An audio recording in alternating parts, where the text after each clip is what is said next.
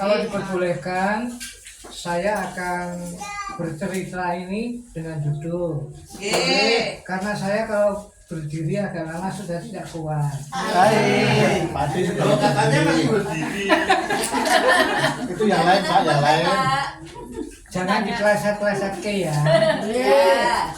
Yang tengah buat. Yang tengah kuat enggak katanya. Wong lanang iki nek mati be. Bapak Ibu, itu kita pernah lihat di TV itu film itu judulnya Tutur Pinular. Artinya tutur itu pitutur, pinular itu disampaikan supaya yang lain mendapatkan. Nah itu kalau orang Jawa itu bilang tiwekeh tanpa kewangan. Jadi saya memberikan ini, saya tidak kehilangan apa-apa, tapi saudara saya akan bersama-sama memiliki.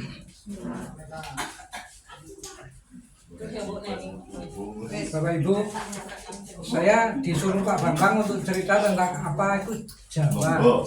Makanya saya bilang Pak Bambang, nek diparengke rada saru-saru sithik aku gelem. Kalau nggak ada jorok-joroknya aku nggak mau. Pagi-pagi saya di warung saya, itu ada ibu itu naik motor, langsung dia bilang, Pak punya telur. Ini ibu ini mau ajak guyon saya atau gimana ya? Iya. Kalau saya bilang tidak, itu saya rendah diri kan. Betul.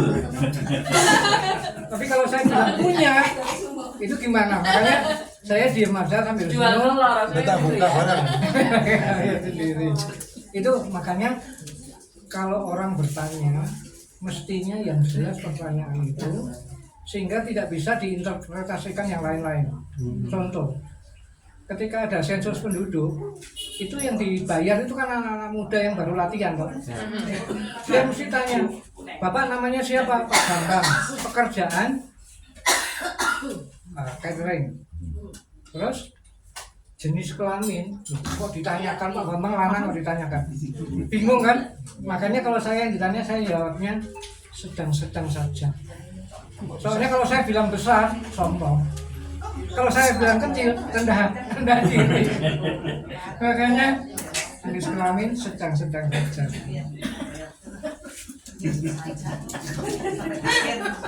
Guyon juga ini. Terlalu panjang, jangan. Terlalu pendek. Nah, ini diterjemahkan Pak. Bapak Ibu, kalau kita ngomong Jawa, itu kita mesti ngerti dulu tempat tinggal tanah Jawa itu saja cuma Pulau Jawa itu secara keseluruhan. Nah, Pulau Jawa itu sebetulnya kita bisa bagi menjadi Jawa Barat, Jawa Tengah, dan Jawa Timur. Masing-masing tempat itu punya budaya, punya kebiasaan, punya orang-orang yang menempati itu khas. Saya sekarang mau cerita dulu seperti touring gitu. Kalau kita dari Jakarta ke Jawa Barat ke Bandung, Jawa Barat. ya itu kita lewat Puncak. Nah di Puncak itu ada rumah makan namanya Rindu Alam. Tapi tahu kali? Sudah tutup, Pak. Sudah tutup. Di villa tuh Itu berarti pengetahuan yang dulu sudah diupdate ya. Itu sewaktu saya muda bisa duduk di situ sambil menikmati hamparan teh tanaman teh, itu nikmat sekali. Nah, setiap Jawa Timur, Jawa Barat dan itu punya budaya dan punya kekhasan sendiri-sendiri. Kalau kita ke Jawa Barat, pasti pengetahuan kita adalah makanan yang ada di sana apa itu? Makanan yang menarik. Oh iya. Terus ada rumah makan yang sangat terkenal, namanya Ampera. Koredok. Terus semur jengkol. Nah, namanya Ampera. Ampera itu singkatan dari Amanat Penderitaan Rakyat. Jadi waktu itu harganya murah sekali. Berkembangnya zaman, Ampera itu berkembang ke berbagai kota di Jawa Tengah dan Jawa Barat. Betul-betul Ampera tetap. Tapi kalau kita makan di Jawa Tengah Ampera itu, kita betul-betul amanat penderita rakyatnya ada. Karena begitu kita keluar, kita menderita karena bayarnya lebih mahal. Oh gitu ya Pak? Beda kan ketika di Bandung kita makan ampera zaman dulu murah. Begitu ampera sekarang ada di Jawa Tengah, Jawa Timur, Mahal. begitu keluar dari rumah makan kita menderita. Amanat penderitaan rakyat itu. Itu Pak. Karena mahal. Mega tadi itu kakek aneh tadi. Iya, itu kakak aneh itu. Gitu ya Pak De. Bapak Ibu, Jawa itu tempat kesempurnaan. Jadi kalau kita tidak sempurna dikatakan oh belum menjalani betul sempurna itu. Sempurna benar. Coba kita lihat. Ibu-ibunya ngobrol dewe akan mana nih? Kamu kalau kita melakukan benar, kita berantem ada yang benar ada yang salah. Tapi selalu dikatakan kamu benar tapi belum baik. Jadi orang Jawa itu penilaiannya total. Dia benar, dia baik. Anak berani dengan orang tua walaupun dia benar tapi tidak baik. Jadi memang benar dan baik. Jadi sempurna. Contoh lagi, saya pernah memperhatikan orang gila di Jawa Tengah, di Jawa pada umumnya dengan orang Jawa di Bali. Orang gila di Bali itu gilanya setengah. Nggak ada yang gila bener. Kalau saya lihat orang gila di Jawa, betul-betul gila. Rambutnya sampai nggak karu-karuan, kukunya panjang, bahkan telanjang. Jalan-jalan dengan telanjang, dengan aut-autan itu, saya nggak pernah lihat orang gila di Bali yang begitu. Artinya apa? Ada Pak. Kalau di Bali saya pernah ngalami itu di Jimbaran itu ada orang gila jualan bensin hebat kan jualan bensin duduk gini nggak taunya nggak pakai celana pas malam-malam bensin saya habis beli di situ kaget habis itu ini yang dijual apa bener bensin air kencing tapi kondisi motor udah macet nggak ada isi ya isi saut aku beli nggak tahunya bener ya dijual bensin juga itu masih ada itu di. Tapi Bapak harusnya bilang kayak Pak Yohanes, Pak, bimunya kelihatan, nggak usah dipamerin, bimu mau dipamerin. Yang punya akun Mercy aja nggak tak pamerin loh. Iya kan? Bemo di pamerin. Kita pamer. Nah, itu kesempurnaan ya. Orang gila saja orang Jawa sempurna. Gila banget. Kalau di sini setengah-setengah. Terus orang Jawa itu kalau kesaktian bukan main, terkenal di mana-mana. Tapi yang bisa menjelaskan ini Pak Mega. Kalau kesaktian itu Pak Mega, saya nggak ngerti itu.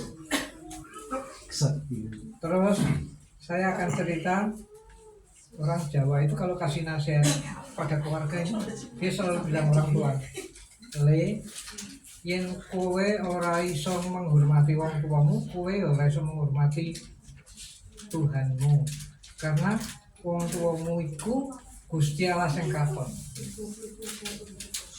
Jadi orang tua kita itu adalah Gusti Allah sing katon. Nek kamu tidak bisa menghormati, menyenangkan hatinya, kamu nggak bisa menyenangkan hatinya Tuhan. Nah sekarang bagaimana dia menyenangkan hatinya?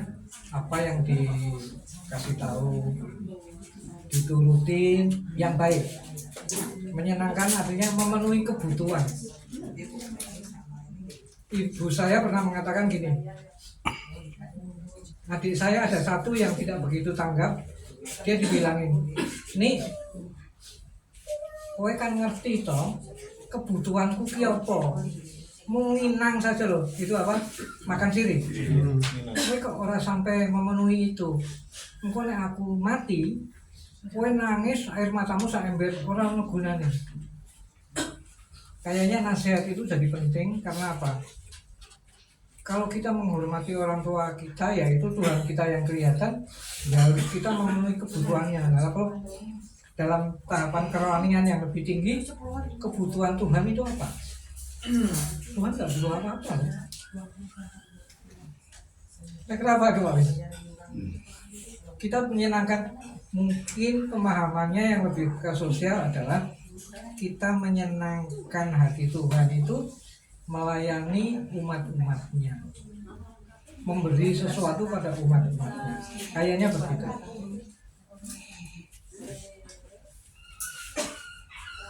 Ibu, Bapak Ibu, orang Jawa itu kalau akan melakukan penuh dengan banyak pertimbangan.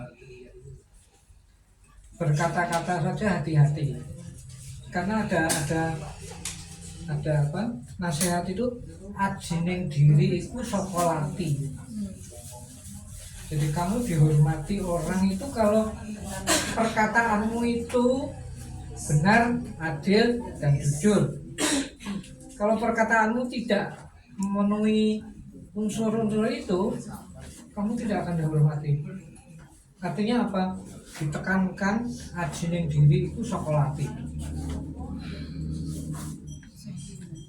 Nah itu betul-betul itu teliti itu.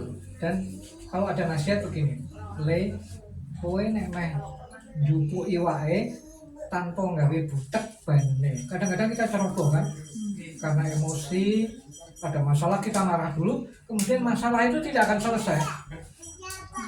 Makanya hati-hati, alon-alon, seng pas, tiba-tiba ikan itu bisa ditangkap tanpa membuat keruh airnya. Nah itu nasihat yang bukan main itu. Bagaimana kita bisa memiliki itu kalau itu dipraktekkan pelan-pelan. Ora gusah-gusuh, nah, barangkali orang Jawa bilang ora gusah-gusuh. Kalau kita gusah-gusuh, orangnya kali wae, butek banget. Jadi itu susah. Dua kabeh itu nesu. Iya. Loh, Apa itu lagi? Katanya jalan nyekel iwake Pak. Aku sakit nyalirkan. Burus. Menyalurkan burus. Bukan, itu bukan iwake tapi lontongnya.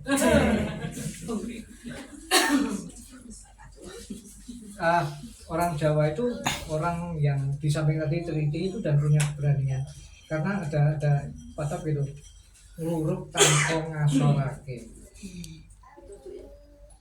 luruk tanpa bolo, jadi dia berani kemana saja tanpa membawa rekan. Tapi mengapa begitu? Karena tadi dibekali dengan sopan santun tadi, ajining diri iku sokolati, jadi tidak menyinggung orang, ngalah tanpa ngasorake. Jadi kalau menang tapi tidak membuat orang malu. Menang tanpa ngasorake. Tapi kalau konsep di luar Jawa itu kalau menang ya tidak sampai mati. Tidak hanya memalukan tapi tidak sampai mati itu menang. Tapi kalau orang Jawa tidak, menang tanpa ngasorake. Itu susah. Memang seperti tenan. Ya, Memang seperti sekali. sakti. Kalau sakti pokoknya Pak Mega.